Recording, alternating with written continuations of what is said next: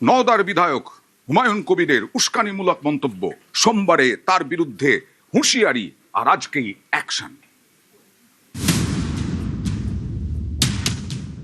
সময় এসেছে এই ধরনের লোককে সবক শেখানোর। ভারতবর্ষের সংবিধান আইন শেষ কথা বলে, কোন বাপের আবাদ শেষ কথা বলে না। আপনি ধরে রাখুন, এটা ওর শেষ বক্তব্য।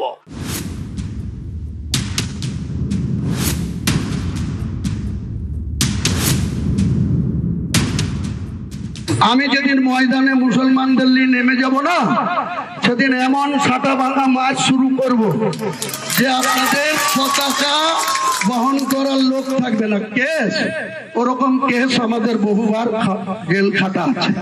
লাখ লাখ লোককে রাস্তায় নিয়ে নামাবো আর ছাতা ভাঙা মাছ দেবো আর জেলে যাব। নওদার আমজনতা উন্নয়ন পার্টির বিধায়ক হুমায়ুন কবির তাঁর এই মন্তব্য বিতর্কের ঝড় তোলে রাজ্য রাজনীতিতে। বিতর্কের রেশ পৌঁছয় বিধানসভায়। সোমবার বিধানসভায় দাঁড়িয়ে হুমায়ুনকে চরম হুঁশিয়ারি দেন মুখ্যমন্ত্রী শুভেন্দু অধিকারী। যেদিন ময়দানে মুসলমানদের নিয়ে নেমে যাব না, সেদিন এমন ছাটা ভাগা মার শুরু করবে যে আপনাদের পতাকা বহন করার লোক থাকবে না। আমাদের বহরমপুরে জেল খাটা আছে। বহরমপুর সেন্ট্রাল জেলের যা আয়তন, তাতে 4700 বা 4800 বেশি লোক ধরে না। লাখে লাখে লোককে রাস্তায় নিয়ে নামাবো আর ছাটা ভাঙা মার দেবো আর জেলে যাব। কদিন জেলে আটকে রাখতে পারবেন, কত খাওয়াতে পারবেন দেখবো। ভবিষ্যতে এই ধরনের কথা বলার আগে 25 বার ভাবার হুঁশিয়ারি দিয়ে আমি সবাইকে আশ্বস্ত করছি। আপনারা ভাবছেন কেস হয়েছে, অ্যাকশন কবে হবে? যারা ওকে ডেকেছিল এই সভাতে, তাদেরকে আগে তুলবো, তারপরে আপনার কাছে যাব। সোমবার দুপুরে মুখ্যমন্ত্রীর হুঙ্কার, সোমবার গভীর রাতেই অ্যাকশন। রেজিনগরের সভার আয়োজনের সঙ্গে যুক্ত 3 জনকে গ্রেপ্তার করে পুলিশ। জালে রেজিনগরের সভার আয়োজক আমিনুল হক, রেজিনগরের কাশীপুর অঞ্চলের এজেইউপি সভাপতি গোলাম মোস্তাফা এবং বহরমপুর সদর মহকুমার এজেইউপি সহ সভাপতি আনিসুর রহমান। উস্কানিমূলক মন্তব্যের অভিযোগে মুর্শিদাবাদের রেজিনগর এবং শক্তিপুর থানায় হুমায়ুন কবিরের বিরুদ্ধে জোড়া এফআইআর দায়ের হয়েছে। প্রথমে ঘনিষ্ঠদের গ্রেপ্তার, তারপর পুলিশ হুমায়ুনের দুয়ারে। মঙ্গলবার সকালে হুমায়ুন কবিরের বাড়িতে গিয়ে নোটিশ ধরায় পুলিশ। তাকে 3রা জুলাই শক্তিপুর থানায় এবং 4ঠা জুলাই রেজিনগর থানায় তলব করা হয়েছে। কড়া প্রশাসন, তারপরেই হুমায়ুনের সুর নরম।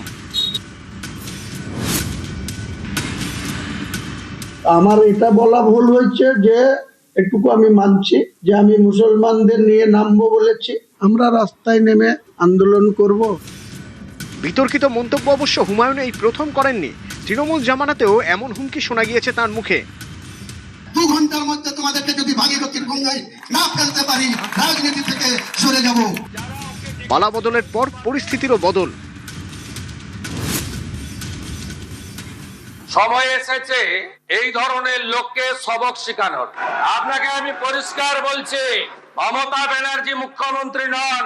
আপনি দুর্বল মুখ্যমন্ত্রী পেয়ে যা খুশি করেছেন, যা খুশি বলেছেন। আর আমি 1 সপ্তাহ পরে মুর্শিদাবাদে যাচ্ছি।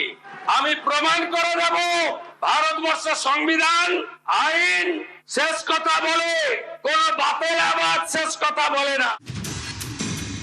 সোমবার মুখ্যমন্ত্রী করা হতেই সুর নরম করেন হুমায়ুন। আমি তো রাজ্য সরকারের বিরুদ্ধে কিছু বলিনি, আমি বিজেপির বিরুদ্ধে বলেছি। কার কাছে উনি ক্ষমা চাইতে বলছেন, ক্লিয়ার বলুন, যদি সেটা ক্ষমা যোগ্য হয় নিশ্চয়ই।